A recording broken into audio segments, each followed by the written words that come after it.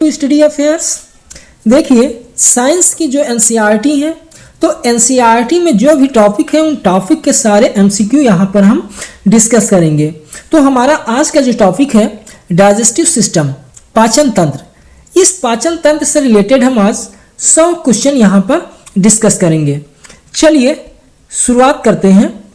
हमारा पहला प्रश्न है, उस प्रक्रिया को क्या कहते हैं जिसमें बड़े और जटिल कार्बनिक अणु एंजाइम की हेल्प से छोटे और सरल अणुओं में टूट जाते हैं। ऐसे प्रोसेस को हम डाइजेशन या पाचन कहते हैं। देखिए डाइजेशन में जो बड़े और जटिल कार्बनिक अणु होते हैं वो एंजाइम की हेल्प से छोटे और सरल अणुओं में टूट जाते हैं। ऐसे प्रोसेस को हम डाइजेशन कहते हैं। नेक्स्ट क्वेश्चन है, निम्न में से कौन मनुष्य के पाचन तंत्र का भाग है? आहार नाल, हृदय, पाचन ग्रंथियां या फिर ए और सी दोनों? तो हमारा जो आंसर है ए और सी दोनों। आहार नाल, एलिमेंट्री कैनाल और डाइजेस्टिव ग्लैंड, ये दोनों ही डाइजेस्टिव सिस्टम के पार्ट हैं। जबकि हार्ट जो है यह ब्लड, हमारी बॉडी में ब्लड सर्कुलेशन का काम करता है। नेक्स्ट क्वेश्चन है, मनुष्य में आहार नाल की लंबाई कितनी होती है? 5 मीटर, 9 मीटर या 7.5 सेंटीमीटर या फिर 7.5 मीटर? तो हमारा जो यहाँ पर करेक्ट आंसर है वो है 9 मीटर। हमारे डाइजेस्टिव सिस्टम के जो आहार नाल की लंबाई होती है वो लगभग 9 मीटर के बराबर होती है। नेक्स्ट क्वेश्चन है, मनुष्य में आहार नाल कहाँ से शुरू होती है और गुदा यानी जिसे आनुस कहते हैं में समाप्त हो जाती है? यानी आहार नाल कहाँ से स्टार्ट होती है? मुख से, गर्दन से, पेट से या छोटी आंत से? देखिए जब हम भोजन को खाते हैं तो सबसे पहले मुख में ही रखते हैं। तो हमारे माउथ में लार ग्रंथियां, ग्लैंड्स होती हैं, यहीं से सबसे पहले डाइजेशन स्टार्ट होता है। तो मनुष्यों में आहार नाल माउथ से शुरू होकर के अनस में समाप्त हो जाती है। नेक्स्ट क्वेश्चन है, मनुष्यों में आहार नाल का भाग है मुखगुआ, ग्रास नली, अमाशय या फिर ये सभी? तो देखिए मनुष्यों में जो आहार नाल का भाग है बकल कैविटी भी है यानी मुखगुहा, और असोफेगस यानी ग्रास नली भी है डाइजेशन का पार्ट, अमाशय भी है, यानी सभी ये आहार नाल के भाग हैं। नेक्स्ट क्वेश्चन है, निम्नलिखित में से कौन हमारे मुख गुहा में उपस्थित नहीं है?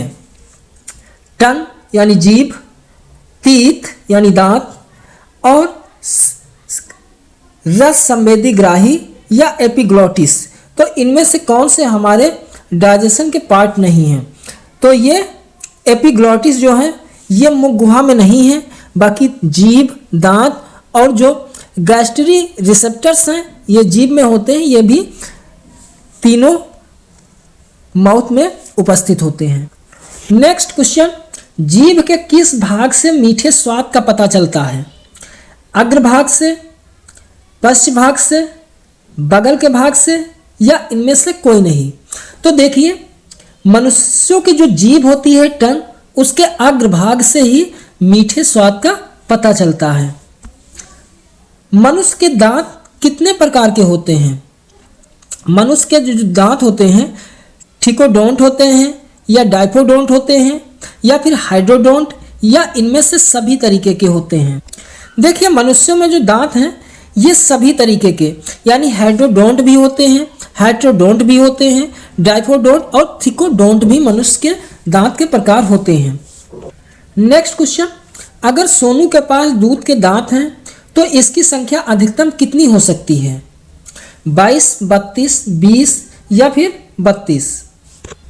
देखिए मनुष्यों में तो 32 दांत होते हैं, लेकिन जब बच्चा जन्म लेता है तो जन्म के 8 साल तक के ये क्या है कि 20 दूध के दांत होते हैं और 8 साल के बाद ये दांत अस्थायी होते हैं, और इसके बाद जब ये 8 साल के बाद गिर जाते हैं कंप्लीट रूप से तो ये परमानेंट टीथ निकलने लगते हैं, और ये 25 साल तक की उम्र तक मनुष्यों में 32 टीथ उपस्थित हो जाते हैं।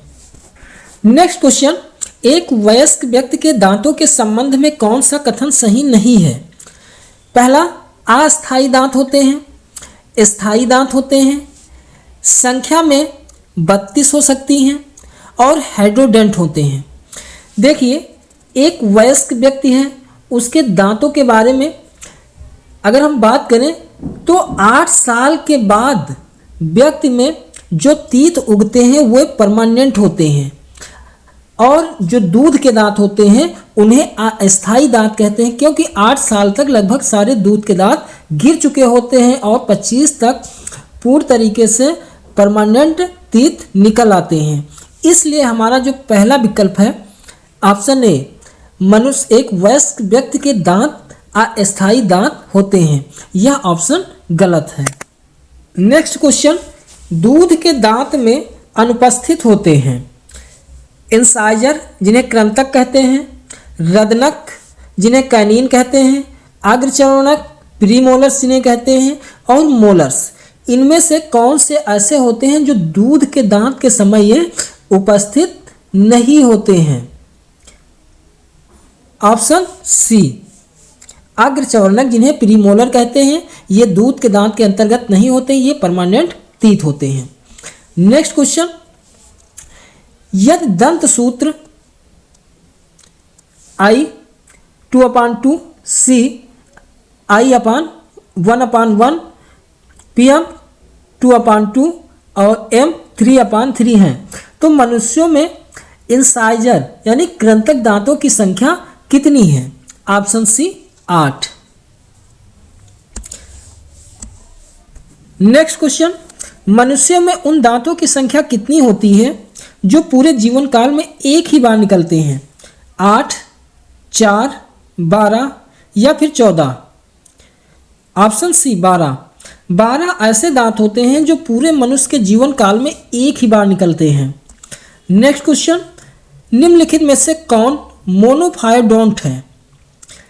अक्ल की दांत, अग्रचर्वणक, कृंतक या फिर ए और बी दोनों, यानी अक्ल की दांत और अग्रचर्वणक दांत? ऑप्शन डी, ए और बी दोनों, ये मोनोफायोडोंट दांत होते हैं। नेक्स्ट क्वेश्चन, समानतः अक्ल की दांत कब निकलती है? 10 वर्ष के बाद या फिर 12 वर्ष के बाद, 16 वर्ष के बाद या 18 वर्ष के बाद? तो समानतः जो अक्ल की दांत होती है ये 18 वर्ष के बाद निकल आते हैं। नेक्स्ट क्वेश्चन, निम्नलिखित में से कौन दांत का भाग है? क्राउन, शिखर, नेक, ग्रीवा, रूट, जड़। ये सभी जो हैं क्राउन, नेक और रूट, ये सभी तीत के भाग होते हैं। नेक्स्ट क्वेश्चन, दांत का वह भाग जो मसूड़ों के ऊपर निकला होता है उसे क्या कहते हैं? रूट, नेक, क्राउन? ऑप्शन सी, क्राउन, यानी वह भाग दांत का जो मसूड़ों के ऊपर निकला रहता है उसे हम क्राउन कहते हैं। नेक्स्ट क्वेश्चन, प्रत्येक दांत के भीतर एक गुहा होती है जिसे क्या कहते हैं? मज्जा गुहा या पल्प कैविटी, डेंटाइन, एनामेल या उपरोक्त में से कोई नहीं? सही ऑप्शन है मज्जा गुहा या पल्प कैविटी, यानी दांत के भीतर एक गुहा होती है जिसे हम पल्प कैविटी के नाम से जानते हैं। नेक्स्ट क्वेश्चन है, हमारे दांत का अधिकांश हिस्सा हल्के पीले रंग के पदार्थ से बना होता है, यह पदार्थ क्या कहलाता है या इसे क्या कहते हैं? तो इसे डेंटाइन कहते हैं। जो दांत का हल्का पीले रंग से पदार्थ का बना होता है इसे डेंटाइन के नाम से जाना जाता है। नेक्स्ट क्वेश्चन है, दांत के संवेदी स्तर को सुरक्षा प्रदान करता है और दांत को चमकीला बनाए रखता है, वह कौन सा भाग होता है? वह इनेमल होता है। इनेमल ही के कारण दांत चमकीला दिखाई देता है और इसी के द्वारा हमें सेंसिटिविटी महसूस होती है, यानी दांतों में जब दर्द होती है या फिर पानी पीते हैं तो ठंडा या गर्म का अनुभव होता है। तो इसी इनेमल के कारण ही हमें हमारा दांत चमकीला और संवेदी दिखाई देता है। नेक्स्ट क्वेश्चन, मनुष्य शरीर का सबसे कठोर भाग कौन सा है? बोन है या फिर डेंटाइन है या फिर इनेमल है। तो मनुष्य के शरीर का सबसे कठोर भाग इनेमल होता है। इनेमल से ही दांत बना होता है। नेक्स्ट क्वेश्चन, मानव शरीर का सबसे कठोर ऊतक कौन है? दांत का इनेमल, दांत का डेंटाइन, हड्डी या आलाप बीज, उपरोक्त सभी। तो मानव शरीर का सबसे कठोर ऊतक क्या है? तो वो है हड्डी। नेक्स्ट क्वेश्चन, हमारे दांत का इनेमल और डेंटाइन मुख्य रूप से किससे बने होते हैं? देखिए, हमारे दांत और डेंटाइन यानी जो दांत हैं वह इनेमल और डेंटाइन जो बने होते हैं वो मुख्य रूप से कैल्शियम और फास्फोरस से बने होते हैं। नेक्स्ट क्वेश्चन, विभिन्न प्रकार के दांत और उसके कार्य के संबंध में कौन से सही हैं? कृंतक का कार्य काटना होता है, रत्नक का कार्य चीरना व फाड़ना होता है, चमड़नक का कार्य पीसना या चबाना होता है, या उपरोक्त में से सभी। तो कौन से दांत हैं जो उनका कार्य है? उपरोक्त में से सभी। देखिए, कृंतक जो होते हैं इनका कार्य किसी चीज़ को काटना रहता है। रत्नक यानी जिन्हें कैनिन के नाम से जानते हैं, इनका काम चीरना फाड़ना रहता है। चमड़नक का काम पीसना या चबाना होता है। यानी सारे दांतों के कार्य सही मैच है। नेक्स्ट क्वेश्चन, मुख गुहा एक छोटी डैश में खुलती है। यानी मुख गुहा कहाँ खुलती है? जो वायु एवं भोजन दोनों का ही स्थान है। ग्रसिका में, ग्रसनी में, या निगल द्वार, या फिर कंठ में। तो ये जो मुख गुहा है वो फारंक्स यानी ग्रसनी में खुलती है। को निगलते समय श्वास नली में जाने से रोकती है। एपिग्लोटिस, गलेट, ग्लोटिस या फिर नन ऑफ दिस। तो सही आंसर है एपिग्लोटिस। देखिए, जो यह एपिग्लोटिस होता है तो ऐसा स्थान होता है जहाँ पर श्वास नली और ग्रास नली यानी आहार नाल एक दूसरे से अलग होते हैं। यानी जब हम भोजन करते हैं, निगलते हैं, तो उस ड्यूरेशन में ये श्वास नली की वाल्व बंद हो जाती है, जिससे कि भोजन श्वास नली में ना प्रवेश कर पाए और भोजन हमारे ग्रास नली में प्रवेश कर जाता है। नेक्स्ट आंसर है, हमारे शरीर में ग्रास नली की लंबाई लगभग कितनी होती है? 9 सेंटीमीटर, या फिर 9 मीटर, या फिर 25 सेंटीमीटर, या 18 सेंटीमीटर। तो सही आंसर है लगभग 25 सेंटीमीटर में हमारे शरीर की ग्रास नली की लंबाई लगभग होती है। नेक्स्ट आंसर है, आहार नली के किस भाग में कोई भी पाचन क्रिया नहीं होती है? बकल कैविटी में, एसोफेगस में, स्टोमक में, या फिर स्मॉल इंटेस्टाइन में। तो देखो, जो यह एसोफेगस होता है, ग्रास नली, यहाँ पर कोई भी पाचन क्रिया संपन्न नहीं होती है। बाकी मुख गुहा यानी बकल कैविटी, स्टोमक और छोटी आंत में पाचन होता है। बोलस का ग्रास नली में पहुँचते ही इसकी दीवारों में शिथिलन या फैलाव शुरू हो जाता है। इसे क्या कहते हैं? तो इसे कर्माकुंचन या पेरिस्टालिसिस के नाम से जानते हैं। देखिए, जब हम भोजन करते हैं, भोजन करने के बाद ये हमारी आहार नाल में जो भोजन है ये कर्माकुंचन यानी कि पेरिस्टालिसिस क्रिया के थ्रू ये भोजन आहार नाल में नीचे प्रवेश करता है। तो इसी को कर्माकुंचन क्रिया कहते हैं। नेक्स्ट क्वेश्चन है, आमाशय उदर गुहा में बाईं ओर स्थित होता है। यह अंग्रेजी के किस अक्षर के जैसा दिखाई देता है? C, L, U या फिर J? तो यह आमाशय जो है यह अंग्रेजी के J अक्षर के साइज जैसा होता है। नेक्स्ट आंसर है, निम्न में से कौन सा एक आमाशय का भाग छोटी आंत के सबसे नजदीक है?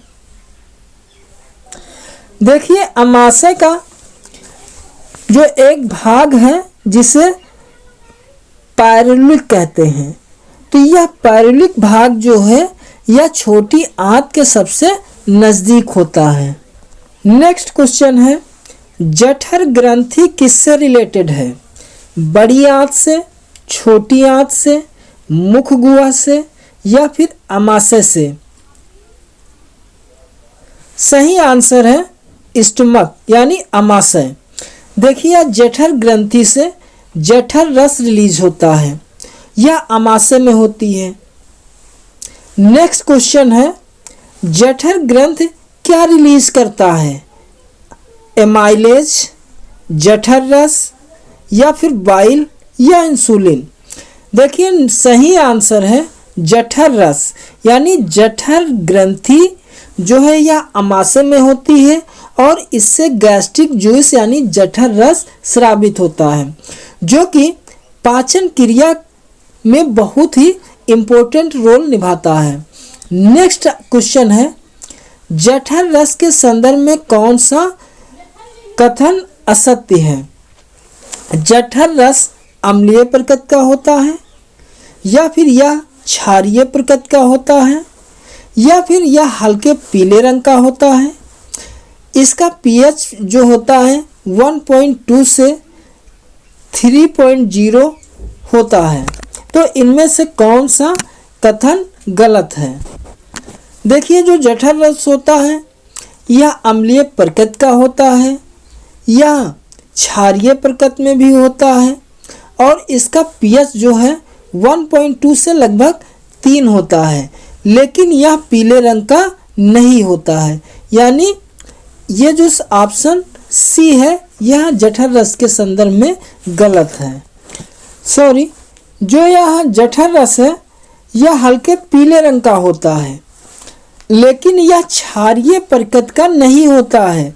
जठर रस अम्लीय प्रकृति का होता है, इसलिए सही आंसर जो है यह वी है, यानी यह क्षारीय प्रकृति का नहीं होता है। ऑप्शन ये गलत है।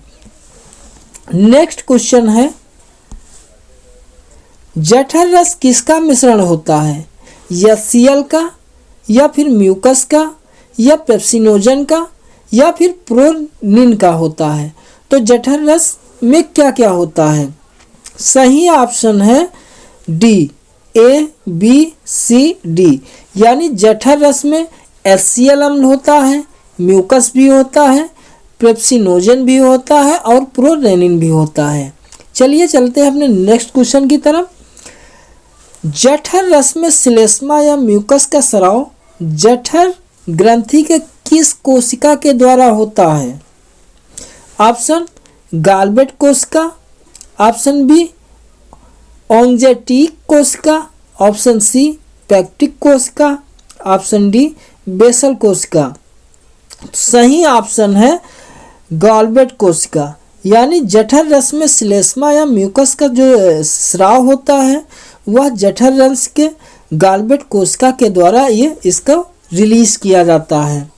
नेक्स्ट क्वेश्चन है, जठर रस में उपस्थित हाइड्रोक्लोरिक अम्ल यानी HCl का मुख्य कार्य क्या होता है? यह निष्क्रिय एंजाइम को सक्रिय करने में भूमिका निभाता है या फिर यह भोजन के साथ जो कीटाणु आ जाते हैं उनको नष्ट करने का काम करता है? ऑप्शन सी, यह भोजन को मुलायम बनाता है या फिर ये सभी? तो सही ऑप्शन जो है ये डी, यानी ये सारे काम जो हैं ये जठर रस के होते हैं, HCl के होते हैं। नेक्स्ट क्वेश्चन है, निम्नलिखित में से कौन प्रोटियोलाइटिक एंजाइम होता है? पेप्सिन, HCl, रेनिन या फिर ए और सी दोनों? सही ऑप्शन है ए और सी दोनों। ये दोनों प्रोटियोलाइटिक एंजाइम होते हैं, पेप्सिन और रेनिन, यानी प्रोटीन का पाचन जो होता है पेप्सिन और रेनिन इन एंजाइमों के थ्रू होता है, इसलिए इन्हें प्रोटियोलाइटिक एंजाइम के नाम से जानते हैं। नेक्स्ट क्वेश्चन है, जठर रस में उपस्थित नैश कारक के अवशोषण के लिए क्या आवश्यक होता है? Vitamin C, vitamin B9, vitamin B12 या फिर विटामिन के? सही ऑप्शन है सी, यानी विटामिन के।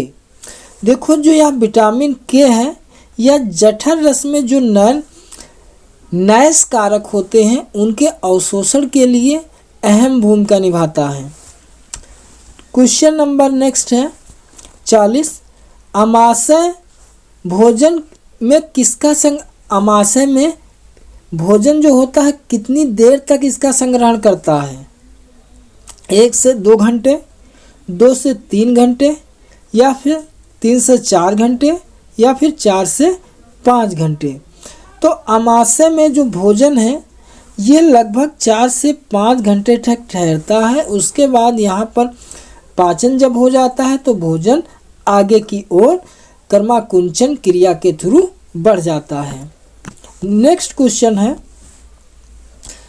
हमारे शरीर में पाचन की क्रिया कहाँ से शुरू होती है? बकल कैविटी से, स्टमक से, स्मॉल इंटेस्टाइन से, या फिर इलियम से? तो हमारे शरीर में पाचन की क्रिया जो होती है बकल कैविटी यानी मुख गुहा से स्टार्ट होती है और अनुस में जाकर के समाप्त हो जाती है। निम्न में से किसका एक पाचन हमारे मुख से शुरू हो जाता है? ए ऑप्शन प्रोटीन का, बी ऑप्शन फैट का, सी ऑप्शन कार्बोहाइड्रेट का, और डी ऑप्शन कार्बोहाइड्रेट और सेलुलोज का। तो सही ऑप्शन जो है कार्बोहाइड्रेट। देखिए हमारे मुख में लार ग्रंथियां होती हैं 3 जोड़ी। इनके थ्रू अल्फा एमाइलेज या टाइलिन जैसे एंजाइम्स रिलीज होते हैं। यहाँ पर कार्बोहाइड्रेट का पाचन स्टार्ट हो जाता है, इसलिए सही ऑप्शन सी है, यानी हमारे मुख में पाचन कार्बोहाइड्रेट का स्टार्ट होता है। नेक्स्ट क्वेश्चन है, हमारे पाचन क्रिया में प्रोटीन का पाचन कहाँ से शुरू होता है? मुख से होता है, या फिर स्टमक से होता है, या फिर स्मॉल इंटेस्टाइन से स्टार्ट होता है, या फिर लार्ज इंटेस्टाइन के द्वारा? सही ऑप्शन है अमाशय में। अमाशय में अमाशय में अंशतः पाचित भोजन जो छोटी आंत में प्रवेश करता है उसे क्या कहते हैं? उसे काइम के नाम से जानते हैं। देखिए जब अमाशय में भोजन पच जाता है तो अमाशय में भोजन पचने के बाद वह काइम के रूप में कन्वर्ट हो जाता है, फिर यह छोटी आंत में इंटर करता है। मनुष्यों में छोटी आंत की लंबाई लगभग कितनी होती है? तो छोटी आंत की लंबाई लगभग 6 मीटर के आसपास होती है। छोटी आंत का सबसे पहला और सबसे छोटा भाग कौन सा है? डेडुनम जो है यह छोटी आंत का सबसे पहला और छोटा भाग होता है। देखिए छोटी आंत में 3 भाग होते हैं, जिसमें सबसे पहले डेडुनम होता है, उसके बाद जेजुनम होता है, फिर लास्ट में इलियम लगा रहता है। तो छोटी आंत के 3 भाग है, जिसमें पहला सबसे पहले भाग डेडुनम होता है जो छोटा और सबसे पहला भाग होता है। मानव शरीर में डेडुनम की आकृति अंग्रेजी के किस अक्षर जैसी होती है?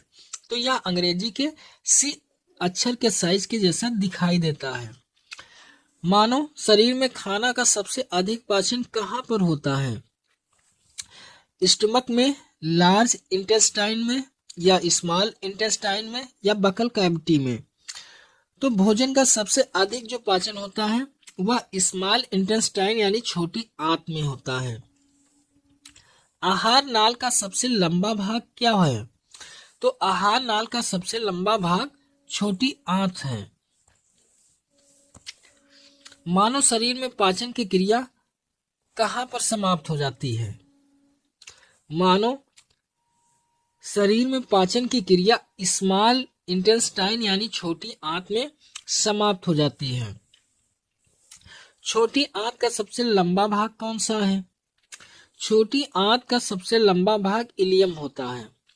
छोटी आंत के 3 भाग होते हैं, डेडुनम, फिर जेजुनम और उसके बाद इलियम।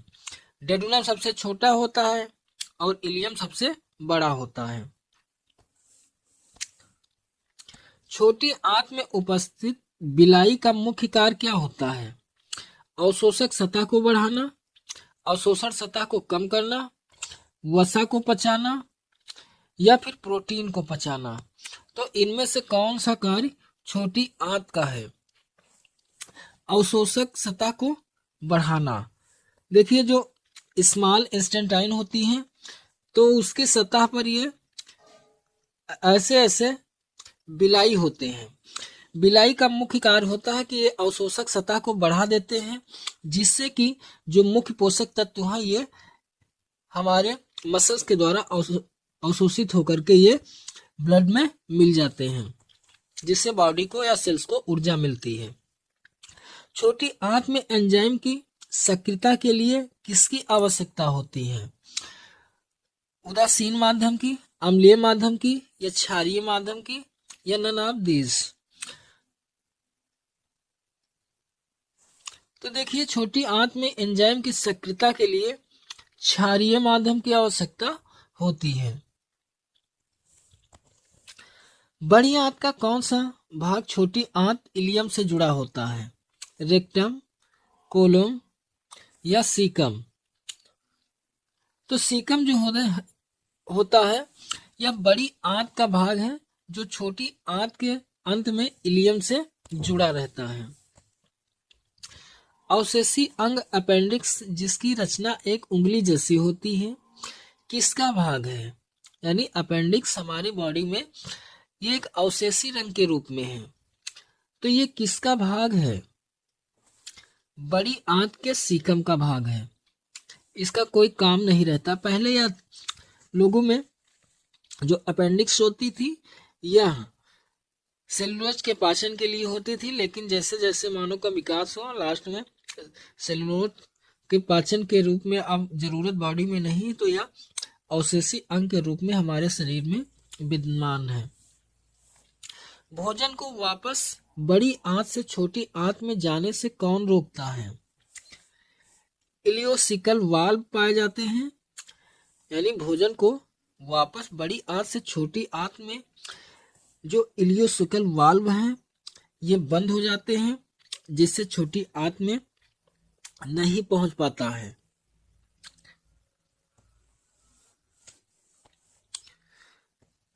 निम्न में से कौन सा एक बड़ी आंत का कार्य नहीं है? भोजन का पाचन, जल का अवशोषण, खनिज और औषध का अवशोषण या श्लेष्म यानी म्यूकस का स्राव।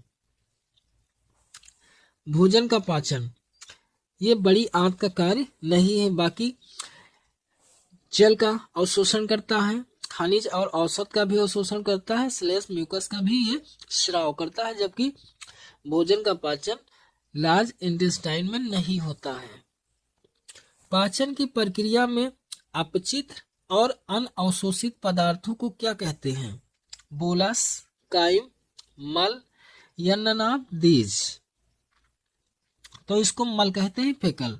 देखिए जो भोजन हमारी बॉडी में नहीं पचता है, अपच के रूप में रहता है, वो और उससे सारे पदार्थ अवशोषित हो जाते हैं, उनको हम फेकल यानी अनस के थ्रू इसको फेकल के रूप में बाहर हमारी बॉडी से निकाल दिया जाता है। अस्थायी रूप से मल त्यागने से पहले तक यह कहाँ रहता है? सीकम में, मलाशय में या यूरिनरी ब्लैडर में या फिर अनस में। तो यह रेक्टम यानी कि मलाशय में रहता है, और जब यह त्याग दिया जाता है, अगर लंबे समय तक यह हमारी बॉडी में रहता है तो काफी हानि हमारी बॉडी को उत्पन्न करता है। मलाशय के द्वार है जो शरीर के बाहर की ओर खुलता है, अनस, यूरेथ्रा, गॉल ब्लैडर या यूरिनरी ब्लैडर। तो जो अनस है इसका द्वार है जो शरीर के बाहर की ओर खुलता है। निम्नलिखित में से कौन सा एक पाचक ग्रंथि नहीं है? Salivary gland, liver, pancreas, thyroid gland.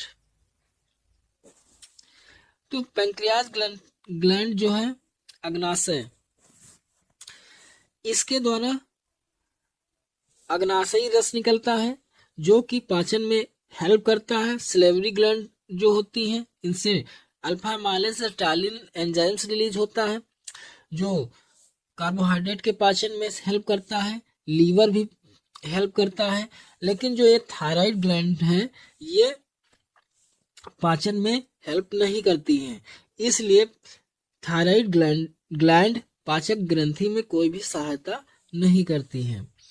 Brunner's ग्रंथियां कहाँ पाई जाती हैं? छोटी आंत में।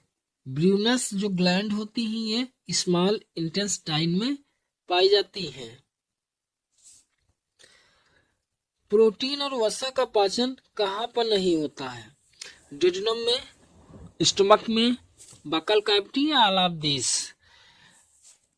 देखिए बकल कैविटी में ओनली किसका कार्बोहाइड्रेट का पाचन स्टार्ट होता है जो कि अल्फा एमाइलेस और टाइलिन जैसे एंजाइम्स रिलीज होते हैं जिससे कि कार्बोहाइड्रेट का पाचन होता है।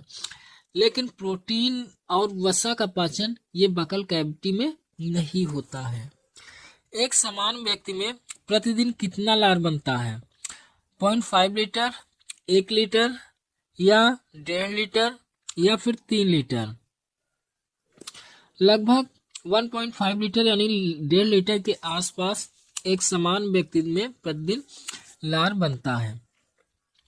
मुख गुहा में लार की पीएच लगभग कितनी होती है? तो लार की पीएच लगभग 6.8 के आसपास होती है। लार में कौन सा एंजाइम कार्बोहाइड्रेट स्टार्च को माल्टोज में तोड़ता है? एमाइलेस या टाइलिन जो एंजाइम्स है यह कार्बोहाइड्रेट्स को स्टार्च या माल्टोज में तोड़ देता है जो यह मुख में पाया जाता है, नहीं गुहा में पाया जाता है जो लार ग्रंथियों के द्वारा रिलीज होता है। कार्बोहाइड्रेट के पाचन के लिए कोई एंजाइम नहीं है। कहाँ पर कार्बोहाइड्रेट के पाचन के लिए एंजाइम्स नहीं पाया जाता है? ओरल कैविटी में, स्मॉल इंटेस्टाइन में, स्टमक में या नन ऑफ दिस? तो स्टमक में कार्बोहाइड्रेट के पाचन के लिए कोई भी एंजाइम नहीं पाया जाता है। आमाशय में दूध में उपस्थित प्रोटीन, दूध में कौन सी प्रोटीन होती है? तो केसीन प्रोटीन होती है। तो इस प्रोटीन को पेप्टोन्स में कौन सा एंजाइम तोड़ देता है? पेप्सिन, रेनिन या हाइड्रोक्लोरिक अम्ल या जठर लाइपेज? तो रेनिन एंजाइम्स जो होता है तो यह केसीन प्रोटीन को पेप्टोन्स में तोड़ देता है जिससे कि दूध का पाचन होता है। आमाशय में प्रोटीन को पेप्टोन्स में कौन परिवर्तित करता है? पेप्सिन, ट्रिप्सिन, कार्बोक्सीपेप्टिडेज या फिर HCl? तो पेप्सिन, देखिए यह पेप्सिन जो है यह प्रोटीन पाचक एंजाइम्स है जो कि प्रोटीन को पेप्टोन में कन्वर्ट कर देता है जिससे प्रोटीन का पाचन हो जाता है। कौन से मानव शरीर के लीवर के संदर्भ में सही नहीं है? लीवर सबसे बड़ी ग्लैंड है और इसका वजन 1.5 से 2 kg तक होता है। यह पित्त रस को रिलीज करती है और ट्रिप्सिन नामक एंजाइम को रिलीज करता है। तो कौन सा इसके संबंध में गलत है? तो ऑप्शन डी, यानी यह ट्रिप्सिन नामक एंजाइम्स को रिलीज नहीं करता है। पित्तरस कहाँ रिलीज होता है, कहाँ स्रावित होता है? तो यह पित्ताशय में यानी अग्नाशय में, स्टमक में, लीवर में या स्मॉल इंटेस्टाइन में? तो पित्तरस लीवर के द्वारा स्रावित होता है।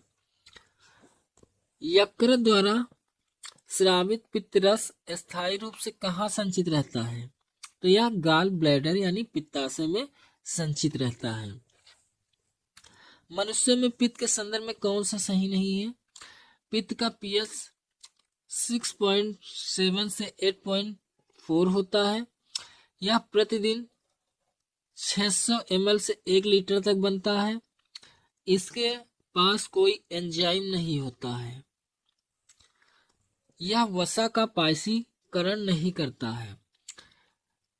तो पित्त का जो काम होता है, इसका पीएच 7.7 से 8.4 होता है, सही है। यह 600 मिलीलीटर से 1 लीटर तक बन जाता है, ये भी सही है पर डे। इसके पास कोई एंजाइम भी नहीं है। यह वसा का पायसीकरण नहीं करता है, गलत है, वसा का पायसीकरण करता है। निम्न में से क्या पित्त रस में पाया जाता है? Water, bile pigment, sodium bicarbonate या ऑल ऑफ दिस। तो पित्त रस में क्या क्या पाए जाते हैं?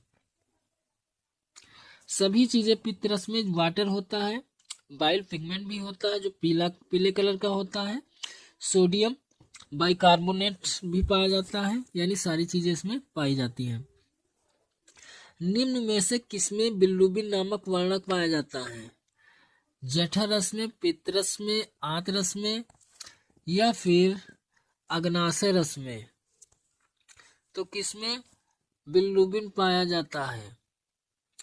ऑप्शन बी, बाइल जूस यानी पित्त रस में बिल्रुबिन पाया जाता है, जो पीले कलर के टाइप में दिखाई देता है। जब हम मल त्याग करते हैं तो उस दौरान जो पीला कलर होता है, इसी बिल्रुबिन के कारण होता है। जब बॉडी में बिल्रुबिन की मात्रा बढ़ जाती है तो हमारे चेहरे या बॉडी में पीलापन दिखाई देने लगता है या हानिकारक होता है। निम्न में से कौन सा एक यकृत का कार्य नहीं है? अतिरिक्त ग्लूकोज से ग्लाइकोजन का निर्माण करना और उसको संचित करना, विषैले अमोनियम को यूरिया में बदलना, वयस्कों में आरबीसी का निर्माण करना, फाइब्रिनोजन और हेपेरिन का निर्माण करना। तो इनमें से कौन सा लीवर का कार्य नहीं है? The following is not a function of liver.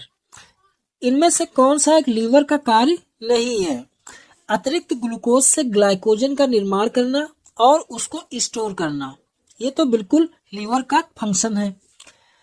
B option, विषैले अमोनिया को यूरिया में बदलना, ये भी लीवर का काम है। वयस्कों में आरबीसी का निर्माण करना, ये गलत है, यानी सही ऑप्शन आरबीसी का वयस्कों का निर्माण करना, ये गलत है, क्योंकि वयस्कों में आरबीसी का निर्माण लीवर में ना होकर के ये बोन मैरो में होता है, अस्त मज्जा में होता है। फाइब्रिनोजन और हेपेरिन का निर्माण करना, ये भी लीवर का काम है, लेकिन ऑप्शन सी लीवर का फंक्शन नहीं है। आरबीसी का निर्माण बोन मैरो में होता है। नेक्स्ट क्वेश्चन है, choose the incorrect option related two parts of body. ये बॉडी के पार्ट हैं और इनको मैच कराना है कि अंग्रेजी के किस अक्षर के साइज जैसे हैं या इनका आकार कैसा है। जो पित्ताशय है यानी पैंक्रियास, इसका साइज नाशपाती जैसा होता है। बी ऑप्शन, अमाशय यानी स्टमक की जो साइज है अंग्रेजी के जे के साइज जैसी होती है। ड्यूडेनम जो है वह अंग्रेजी के सी अक्षर जैसा होता है। यह लीवर जो है यह यल जैसा होता है। तो देखिए जो पैंक्रियास है यह भी नाशपाती जैसा है, बिल्कुल सही। स्टमक जो है अंग्रेजी के जे अक्षर जैसा दिखाई देता है, बिल्कुल सही। ड्यूडेनम जो है यह भी अंग्रेजी के सी अक्षर जैसा दिखाई देता है, यह भी बिल्कुल सही है। लेकिन लीवर का कोई आकार नहीं होता है अंग्रेजी जैसा, यह त्रिभुज या त्रिकोणीय आकार का दिखाई देता है। चलते हैं नेक्स्ट क्वेश्चन की तरफ। This is incorrect regarding pancreas. अग्नाशय के संबंध में कौन सा कथन असत्य है? यह शरीर की सबसे बड़ी ग्रंथि है। बी ऑप्शन, यह शरीर की दूसरी बड़ी ग्रंथि है। सी ऑप्शन, यह एकमात्र मिश्रित ग्लैंड है। डी ऑप्शन, यह ग्रहणी के घेरे में एक पीले रंग की ग्रंथि है। तो इनमें से कौन सा कथन जो है वह असत्य है? देखिए ह्यूमन बॉडी की सबसे बड़ी जो ग्लैंड है वो लीवर है, ना कि पैंक्रियास, इसलिए पहला ऑप्शन गलत है। यानी सही ऑप्शन जो है ए, यानी यह अग्नाशय यानी पैंक्रियास जो है या बॉडी की सबसे बड़ी ग्लैंड नहीं है। बाकी सारे ऑप्शन सही हैं। नेक्स्ट क्वेश्चन, लैंगरहैंस, जो लैंगरहैंस की दीपिकाएं होती हैं ये कहाँ पाई जाती हैं? लीवर में, या फिर लार्ज इंटेस्टाइन में, बड़ी आंत में, या फिर किडनी में, या पैंक्रियाज में। तो जो लैंगरहांस की दीपिका कोशिकाएं होती हैं ये पैंक्रियाज में पाई जाती हैं, यानी option D is correct. Next question, which of the following is are found in endocrine parts of isolates of Langerhans of pancreas. देखिए कौन सी कोशिका अग्नाशय के अंतःस्रावी ग्लैंड का भाग यानी आइलेट्स ऑफ लैंगरहांस में पाया जाता है। ए ऑप्शन अल्फा कोशिका, बी ऑप्शन बीटा कोशिका, सी ऑप्शन थीटा कोशिका, या इनमें से सभी। तो देखिए जो ये लैंगरहांस की दीपिका कोशिकाएं होती हैं इनमें जो अंतःस्रावी भाग आइलेट्स ऑफ लैंगरहांस हैं ये अग्नाशय के सारे पार्ट्स में यानी अल्फा बीटा और थीटा ये सभी सेल्स इसी में, all of this option is correct. Islets of Langerhans के विभिन्न कोशिका और उससे जो रिलीज होने वाले हार्मोन्स हैं उनके संबंध में सही मिलान चुने। अल्फा कोशिका जो होती है ये ग्लूकागान, बीटा कोशिका इंसुलिन का स्राव, डेल्टा कोशिका सोमैटोट्रोपिन, या उपरोक्त में से सभी। तो इनमें जो सही है हमें वो चूज करना। तो उपरोक्त से सारे सही मैच हैं, यानी alpha cells glucagon, beta cells insulin, delta कोशिका सोमैटोट्रोपिन, यानी सारे ही मैच हैं। नेक्स्ट क्वेश्चन, अतिरिक्त ग्लूकोज को ग्लाइकोजन में कौन बदलता है? Glucagon hormones, insulin hormones, somatotropin hormones, या नन ऑफ दिस, या उपरोक्त में से कोई नहीं। तो देखिए जो इंसुलिन हार्मोन्स होता है वो अतिरिक्त यानी जो भी एक्स्ट्रा ग्लूकोज होता है उसको ग्लाइकोजन में यही कन्वर्ट कर देता है। नेक्स्ट क्वेश्चन, जंतु स्टार्च के रूप में किसे जाना जाता है? ग्लूकोज को, लैक्टोज को, ग्लाइकोजन को, या फिर सुक्रोज को? तो सही ऑप्शन है सी, ग्लाइकोजन को जंतु स्टार्च के रूप में जाना जाता है। नेक्स्ट क्वेश्चन, जरूरत पड़ने पर संचित ग्लाइकोजन को ग्लूकोज में कौन बदलता है? ट्रिप्सिन, इंसुलिन, ग्लूकागान, या फिर सोमैटोट्रोपिन? तो सही ऑप्शन है ग्लूकागान, यानी जब भी नीड्स होती हैं तो उस ड्यूरेशन पर ग्लाइकोजन को ग्लूकोज में बदलने का कार्य ग्लूकागान के द्वारा किया जाता है। नेक्स्ट क्वेश्चन, इंसुलिन की कमी से कौन सा रोग हो जाता है? पीलिया यानी जॉन्डिस, डायरिया, या फिर डायबिटीज, या पाइल्स? तो उपरोक्त में कौन सा सही ऑप्शन है? इंसुलिन की कमी से कौन सा रोग होता है? सही ऑप्शन है डायबिटीज, मधुमेह। Next question, which is incorrect related to pancreatic juice, यानी अग्नाशयी रस के संबंध में कौन सा कथन इनकरेक्ट है? यह क्षारीय होता है या अम्लीय होता है? देखिए जो पैंक्रियाटिक जूस है तो यह क्षारीय होता है, सही है, लेकिन यह अम्लीय होता है, गलत है। यानी पैंक्रियाज से निकलने वाला जो रस होता है अग्नाशयी रस, यह अम्लीय नहीं होता है, यह गलत है, यानी ऑप्शन बी इज करेक्ट। इसमें ट्रिप्सिन नामक एंजाइम होता है, यह भी सही है। इसमें पूर्ण पाचक रस कहा जाता है, यानी यह जो एंजाइम्स होता है अग्नाशयी रस इसे पूर्ण पाचक रस के नाम से जानते हैं, बिल्कुल इज करेक्ट, यानी ऑप्शन बी इज इनकरेक्ट। अग्नाशयी रस में मुख्य रूप से पाए जाने वाले पाचक एंजाइम कौन से हैं? ट्रिप्सिन, एमाइलेज, लाइपेज, या सभी? तो सारे ही अग्नाशयी रस यानी ट्रिप्सिन, एमाइलेज, लाइपेज ये सारे ही पाचक एंजाइम्स हैं। अग्नाशयी एंजाइम और उनके कार्य का गलत मिलान चुने। देखिए एक तरफ ये एंजाइम्स है और उनके कार्य क्या है, ये मैच कौन सा इनमें से मैच नहीं है। ट्रिप्सिन जो है प्रोटीन पाचक एंजाइम्स है, एमाइलेज जो है कार्बोहाइड्रेट पाचक है, लाइपेज जो है वसा पाचक है, या फिर इनमें से कोई नहीं? तो सही ऑप्शन डी है, यानी सारे ऑप्शन मैच है। ट्रिप्सिन प्रोटीन पाचक है, एमाइलेज कार्बोहाइड्रेट पाचक है, लाइपेज वसा पाचक है। यानी सारे ऑप्शन सही है, नॉट इज करेक्ट। निम्नलिखित में से कौन सा एंजाइम प्रोटीन पाचक नहीं है? इरेप्सिन, ट्रिप्सिन, पेप्सिन या फिर लाइपेज। देखिए जो लाइपेज है यह कार्बोहाइड्रेट का पाचन करता है, जबकि इरेप्सिन, ट्रिप्सिन और पेप्सिन ये तीनों एंजाइम्स प्रोटीन का पाचन करते हैं। बाकी लाइपेज कार्बोहाइड्रेट पाचक एंजाइम है। Next question, which of the following is not an amylolytic enzyme of small intestine. छोटी आंत का इमाइलोलाइटिक एंजाइम्स नहीं है। माल्टेस, लैक्टेस, सुक्रेज या इरेप्सिन। तो इनमें से कौन सा छोटी आंत का इमाइलोलाइटिक एंजाइम नहीं है? Option is erepsin. बाकी माल्टेज, लैक्टेस, सुक्रेज ये तीनों इमाइलोलाइटिक एंजाइम्स, बाकी इरेप्सिन नहीं है। मनुष्यों में अंतिम पाचन कहाँ पर होता है?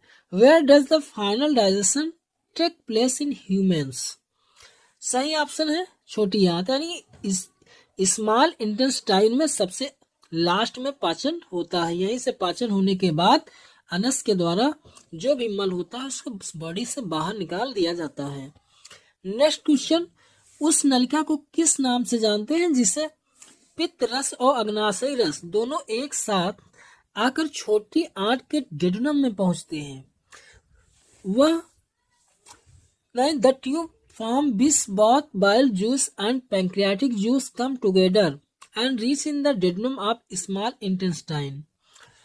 पित्त नलिका, बाइल डक्ट, अग्नाशयी नलिका, पैंक्रियाटिक डक्ट या फिर यकृत अग्नाशयी नलिका या लोकल नलिका। सही ऑप्शन यकृत यानी अग्नाशयी नलिका। देखिए जो अग्नाशयी नलिका है तो यह वही स्थान जहां पर ये पित्त रस और अग्नाशयी रस दोनों एक साथ आकर छोटी आंत के डेडुनम में यहीं से पहुंचती है। इसी को अग्नाशयी नलिका के नाम से जानते हैं। नेक्स्ट क्वेश्चन, वसा का पाचन मुख्य रूप से कहां पर शुरू होता है? बकल कैविटी यानी मुख्य गुहा में, इन स्टमक आमाशय में, इन स्मॉल इंटेस्टाइन में छोटी आंत में, या बड़ी आंत में लार्ज इंटेस्टाइन में। तो सही ऑप्शन है सी, यानी छोटी आंत में वसा का पाचन स्टार्ट होता है। गैस्ट्रिक जूस कंटेंट्स यानी आमाशय रस में क्या होता है? पेप्सिन, लाइपेज और रेनिन जैसे एंजाइम्स होते हैं, या फिर ट्रिप्सिन, लाइपेज और रेनिन जैसे एंजाइम पाए जाते हैं, या ट्रिप्सिन, पेप्सिन या लाइपेज जैसे होते हैं। तो आमाशय में पेप्सिन होता है, लाइपेज होता है और रेनिन होता है। ये प्रोटीन पाचक एंजाइम्स होते हैं। लाइपेज जो है ये कार्बोहाइड्रेट पाचक होता है। सक्स एंटेरिक्स नाम दिया गया इलियम और बड़ी आंत के संध स्थल के लिए, आंत रस के लिए, आहार नाल में सूजन के लिए, अपेंडिक्स के लिए। तो सक्स एंटेरिक्स जो है यह आंत रस के लिए यानी इंटेस्टिनल जूस के लिए इसका नाम दिया गया। Pick in the correct relation, इनमें से कौन सी जोड़ी इनकरेक्ट है, गलत है? लार ग्रंथि, पायरोटिड्स, बिलरुबिन और बिलवर्डिन, पित्त, वसा का पाचन, लाइपेज, स्टार्च का जल अपघटन और पेप्सिन। यानी डी ऑप्शन इनकरेक्ट है, बाकी सारे सही मैच है। नेक्स्ट क्वेश्चन, पीलिया में कौन सा अंग प्रभावित होता है? Which organ is affected in jaundice. Jaundice में लीवर प्रभावित होता है।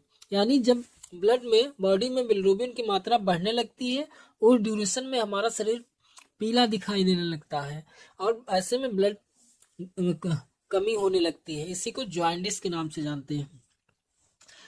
कुफर कोशिकाएं किससे संबंधित है? Kupffer cell is related to liver, heart, stomach या फिर आई। सही ऑप्शन है ए, कुफर जो सेल्स होती है लीवर से रिलेटेड होती है। मनुष्य में पाचन समाप्त होता है तब जटिल पोषक जो तत्व होते हैं उसका अंतिम रूपांतरण के संबंध में कौन से मिलान एक है जो सही नहीं है?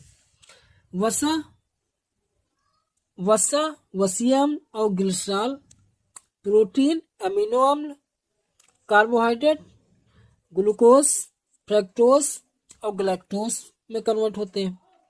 सेलुलोज जो है ग्लूकोज होता है। सही ऑप्शन सेलुलोज और ग्लूकोज, बाकी सारे सही मैच हैं।